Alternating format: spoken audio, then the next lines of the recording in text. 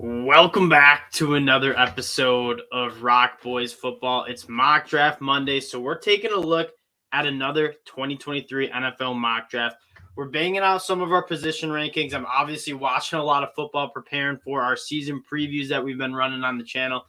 Before we get into it, I just wanted to say thank you guys for the support you guys are showing the channel. I've had a blast talking college football, the NFL draft, with you guys in the comment section. Let me know which players I'm sleeping on here. We're taking a look at Mike Renner of PFF's first round NFL mock draft. But again, I appreciate all the support. If you guys do like the content, consider subscribing to the channel. It really means a lot, and it's just been a blast talking ball with all you guys. Now, let's get into the mock. The first overall pick, the Houston Texans go with Bryce Young. He is the quarterback one right now just because I think he's put together the best quarterback film. Now, it's going to be between him and CJ Stroud. CJ Stroud is going to be the more prototypical NFL quarterback. He's bigger. Doesn't necessarily have a bigger arm, but he's bigger. He can move out of the pocket. He's also accurate with the football. Bryce Young and CJ Stroud are the clear quarterback 1 and 2. And this year is going to determine kind of where these guys fall. You know Bryce Young in the height and the size is going to be a talking point 8 months from now as the NFL draft commentary picks up. To me, I'm not too concerned. Bryce Young does a lot of great things. He can extend plays. He's really, really good at throwing off platform. Kind of like Kyler Murray, just not as stocky as Kyler Murray was. But in terms of being able to create outside the pocket, being very accurate with the football, Bryce Young has all of that. He just doesn't have the size. And so it's going to be very interesting to see whether Bryce Young or CJ Stroud takes that number 1 overall pick. But I think it is between those two guys. The number 2 pick, Will Anderson. He's the best football player in the 2023 NFL draft. What you saw Will Anderson do last year was nothing short of unbelievable. As a young kid like he is, dominating tackles at the SEC level. He had something like 30 tackles for a loss. 18 sacks. The numbers that he put together were incredible, and the film backed it up. This dude is just a kind of a freak athlete out there. Number 3, Jalen Carter. Jalen Carter is an interesting one. I've watched a lot of Georgia football. I feel like Jalen Carter benefited from being kind of that third interior defensive lineman where Devontae Wyatt and Jordan Davis kind of were out there for the run, the first and second down plays. And then Jalen Carter comes in third down and dominates in the pass rush. I'm interested to see what Jalen Carter looks like when he plays a couple more snaps, when he doesn't get the benefit of coming in after interior offensive linemen have to work with Jordan Davis and Devontae Wyatt for the first couple of plays of the drive. I'm not saying he's not a top 10 pick. I'm just saying I do have some question marks on how he looks when he's not paired up with Jordan Davis and Devontae Wyatt, because that is a little bit of a concern when you're talking about guys like Bryan Bresse, who are also very, very good at that interior spot. Nonetheless, that interior defensive line spot's absolutely loaded. Number 4, the Lions go with CJ Stroud. Again, we talked about it. Bryce Young, CJ Stroud, quarterback 1 and 2, pretty easily. Again, there's a lot to like about CJ Stroud. Probably the most likable trait that CJ Stroud has. It's not really a trait, but it's how much better he got throughout the season. Like, he looked solid against teams like Minnesota opening the college football season last year for a kid who hasn't played a down of football until then. But he continued to just really, really get better towards the end of the season. And you think he's going to have an absolutely great 2022 year. Probably gets in that number 1, number 2 range. The Jacksonville Jaguars go with Arik Gilbert from Georgia. He is the absolute wild card of this draft. Coming out of high school, he was kind of a lock to be a top 20 pick. Generational tight end type stuff. Moves extremely well. He has great ball skills. Then he takes a year off after a relatively impressive true freshman campaign at LSU. Doesn't play at Georgia that second year due to personal reasons. Not really sure what it was about, but it's good to see him back with the program. He seems to be back enjoying football. And I mean, he could go as high as 5. He is a Kyle Pitts level talent. You just need to see it on the football field. Quite frankly, I think it's a little bit rich for Arik Gilbert to be going 5 as that much of a projection, but he certainly has the talent. The Carolina Panthers at 6 go with Tanner McKee. Quarterback 3. Tanner McKee's good. He's kind of another prototypical NFL quarterback. More of a pocket passer, not as athletic as some of the other quarterbacks in this class. Again, this also is kind of a projection for me. He doesn't necessarily create plays extremely well. He's accurate with the football. He has a good arm, but we haven't seen him play first-round NFL level football at the college level. And so this also a little bit rich, but again, if you like the traits that Tanner McKee brings, he certainly has a chance to be a top 10 guy. Jaquelin Roy goes number 7. He's an LSU guy that I've watched a lot. That LSU defensive line is going to be phenomenal. Jaquelin Roy, I'm not taking over a guy like Bryan Bresse, who he's kind of my guy, Bryan Bresse is. But Jaquelin Roy is a really, really good player. He's very good in the pass rush, which the NFL scouts very much value. The NFL is trending towards how well can you get after the passer, especially from the interior spot when the ball is getting out so much quicker that if you can get some pass rush from the inside, think of guys like Aaron Donald who are getting it done. I'm not comparing him to Aaron Donald, but having that interior presence that can impact the pocket and impact the passer is really important. And this is a very, very deep interior defensive line class, so I wouldn't be surprised if we see a lot of them go pretty early in this draft. Seattle Seahawks at 8 go with Will Levis. Again, Will Levis, very, very talented. Great runner after the catch. He has a rocket arm. You just need to see him do more in this offense. I've been chatting on Twitter with some of our listeners about Will Levis. He just wasn't asked to do much at Kentucky when I go back and watch Kentucky. A lot of play action, a lot of swing passes to Wan'Dale Robinson. When he pushed the ball downfield, he can do it, but you just didn't really see him do it that often. And picking a guy in the top 10 who isn't consistently asked to throw from the pocket is not something I'm very comfortable with. This year, though, I think they're going to ask him to do that more. Last year, he only spent the summer with the program and then was kind of thrusted into that QB1 role. They have a really strong offensive line. They have a strong running game with Chris Rodriguez.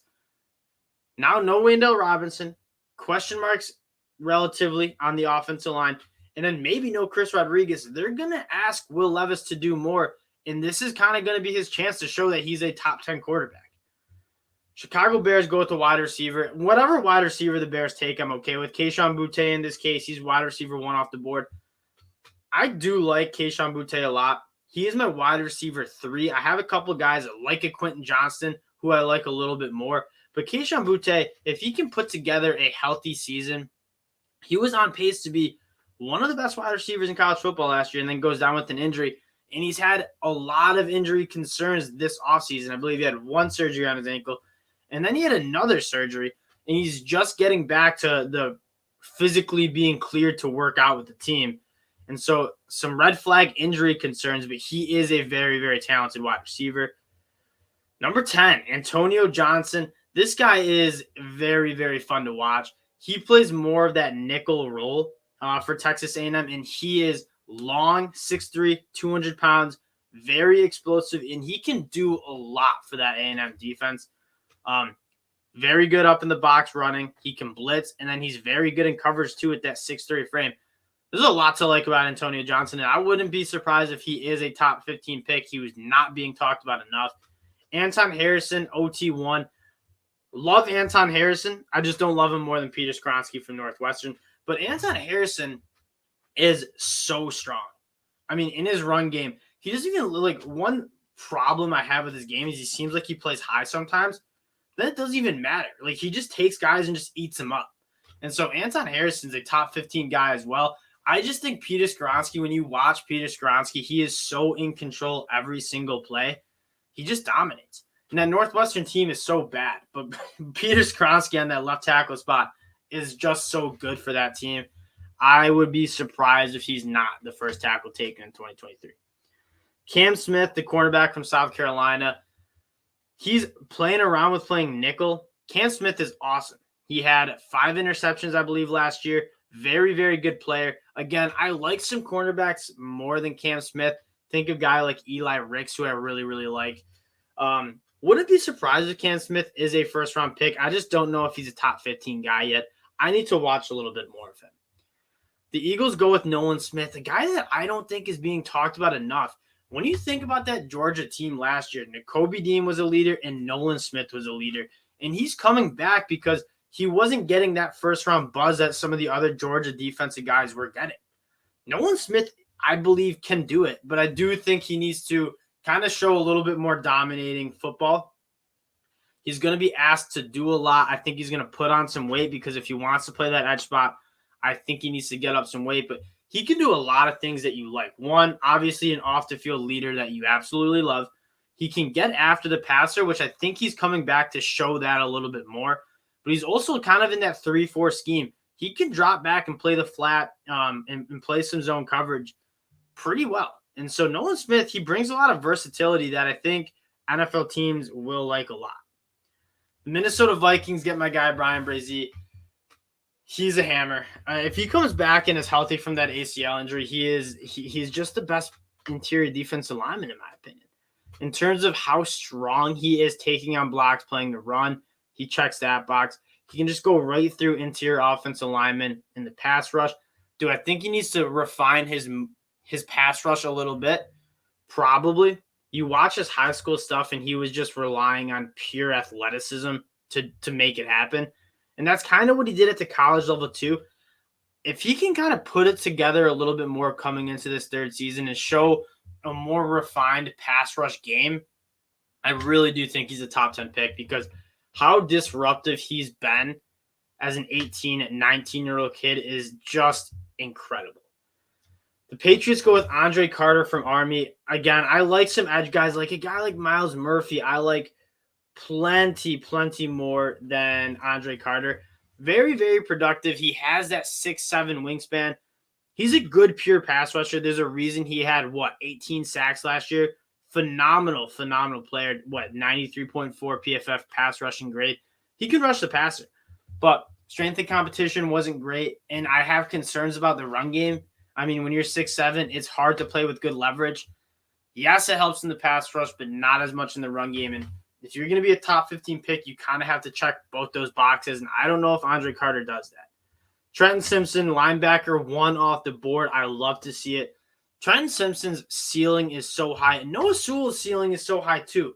I'm not saying Noah Sewell doesn't have a high ceiling, but Trenton Simpson is a guy that the NFL loves from that linebacker spot. Can go sideline to sideline. He can carry tight ends vertically. He can do pretty much anything you want in a modern-day linebacker, and he's also phenomenal in the box making tackles. I think he might want to put on a little bit more weight. I think he only comes in at like 225, but it doesn't really show on film, kind of like Nakobe Dean last year. Oh, Nakobe Dean's undersized. The undersized never showed on film for Nakobe Dean, and that's why I liked him so much. Trenton Simpson, the 225-pound frame doesn't show up, and he's 6'3", so he can put on some weight if he needs to. I just don't know if he needs to. He's a stud. The Miami Dolphins go get Kelee Ringo. This is my cornerback 1. I love Kelee Ringo. 6'2", legit speed. There's a reason he was a top 5 recruit according to 24/7 Sports. One of the highest cornerback recruits since Jalen Ramsey. He has it all. He is an absolute stud. I think he's going to put together another good year at Georgia and probably be a top 10 pick. The Tennessee Titans go get Peter Skoronski. Peter Skoronski's a stud.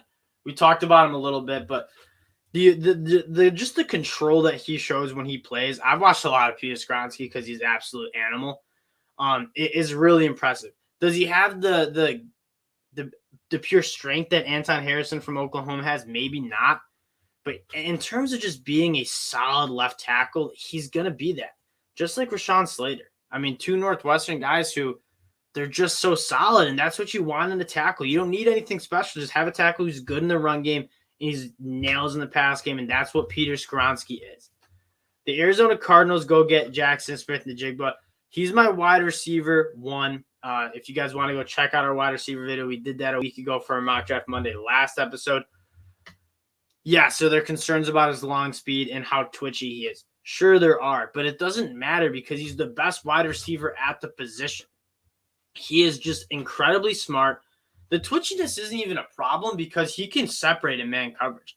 Think about what he did against Daxton Hill in the Michigan-Ohio State game last year.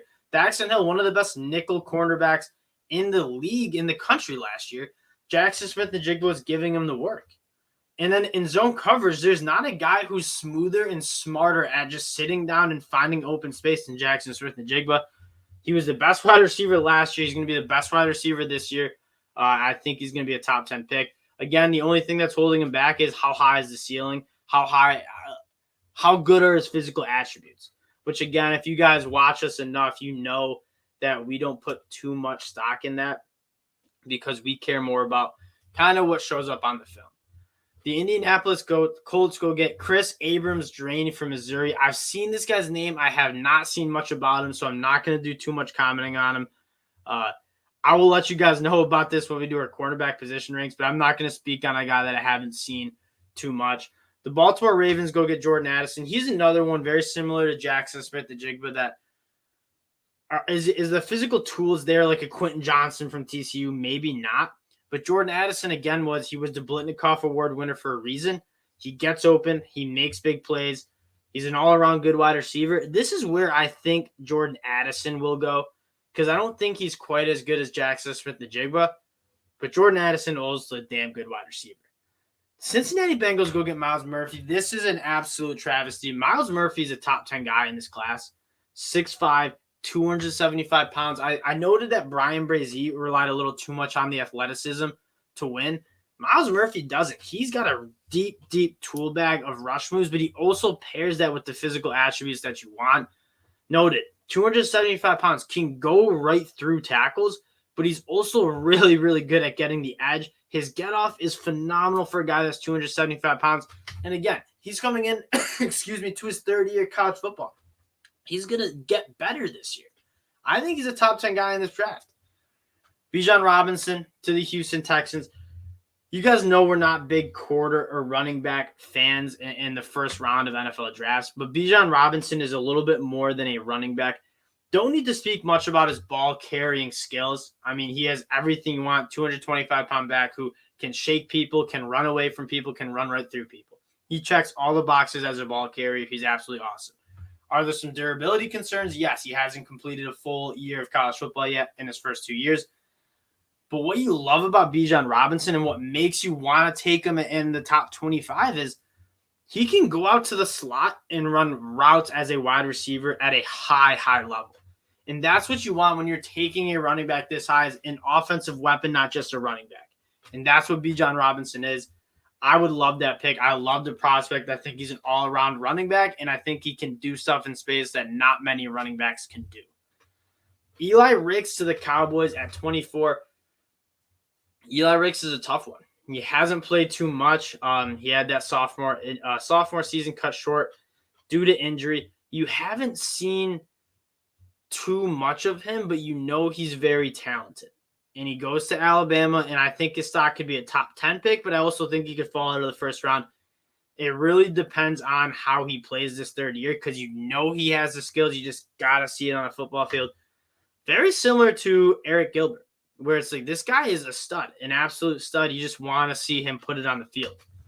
25, Gervin Dexter from Florida. Love Gervin Dexter. He's a guy that also needs to put it together with a top 20 commit to Florida in 2020. Gervin Dexter is a guy that I'm very, very high on. I just want to see him put it together on the field because 6'6", 310 pounds, very, very good get off. There's a lot to like about his game. Again, you just want to see that kind of turn into production. Another guy, I'm loving this end of this mock draft. Broderick Jones, he's going to be playing left tackle for Georgia last year. Very, very good athlete. He moves so smoothly. He's a former top 10 guy, 5-star recruit for the Bulldogs.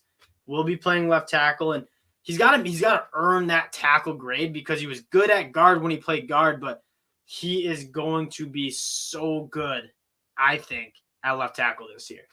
Then the Dolphins go get Devin Achane.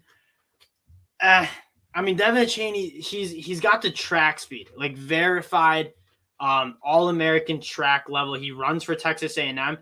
He just doesn't seem that fluid as a running back in space. Like he has the burners, and you see that on film immediately. From the first carry he gets, he averaged over 5 yards per carry for the Aggies. We're gonna see two things. One, can he be an all-purpose back? Without Isaiah Spillane, it's gonna be him. He's gonna be carrying the ball probably 20 plus times, in a couple of these games. Can that frame hold up is one question. And my other question is, a lot of that is track speed that he has. I want to see a little bit more fluidity of him running the football. Right now, I have some other running backs above him. Think guys like Blake Corum, Sean Tucker. But Devin Achane, he's a very good prospect who, again, that home run hitting speed is very enticing. But I want to see that home run speed shown on the football field. And I want to see a little bit more fluidity out of him. When he's running the ball, he's very, very high. He's not very fluid getting in and out of his cuts. If he can do that, I can see a first-round draft pick use that. Cooper Beebe, he's an absolute mauler. Very, very, very physical guy. He's good in pass protection, but I really think when you're trying to get a guy that gets going downhill, moves people around, that is Cooper Beebe. I do like his game. I think I like some other tackles more than him, but Cooper Beebe is a guy that when I was doing the Kansas State preview, he's a hammer. Jaheim Bell to the Packers. Jaheim Bell's a guy that if a team knows what they want to do with Jaheim Bell, he could go in the first round. He's a freak after the catch. He's not necessarily an inline blocker, that's for sure, but he's kind of just an offensive weapon. I don't know if I give him the comp to Kyle Pitts because I don't think we've seen the receiving production, but he's a guy that you can get. They gave him some handoffs. They gave him some screens. They did a lot with him just because you want to get the ball in this guy's hands.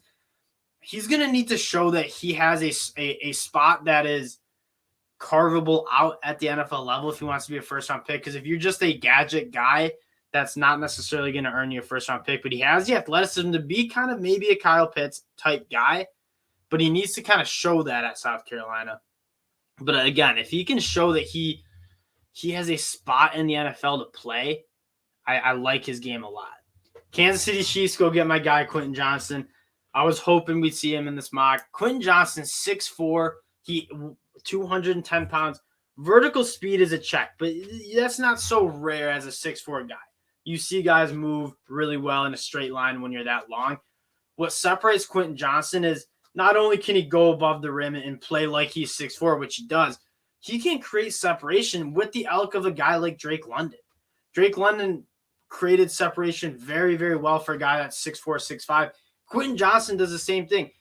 The reason he's not getting enough love is because Gary Patterson in that run-first offense, he was finding a hard time to cook.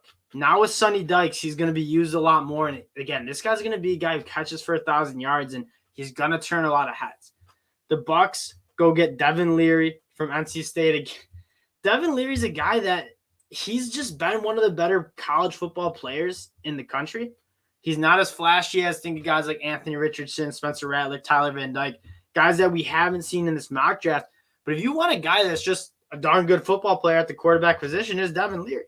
He was awesome last year. And then the Bills go get Paris Johnson. This guy's a dude that needs to show it. Again, he was a top 10 recruit for a reason. He just wasn't that good last year. If he can be good, he will be a first-round pick this year. But again, he needs to put it a little bit more on film and show he can play that left tackle spot, which will be playing for Ohio State this year. And that'll do it for our first-round 2023 NFL mock draft. As usual, appreciate you guys checking us out. If you like the content, consider subscribing to the channel, and we'll be back later with some more content. Talk to you.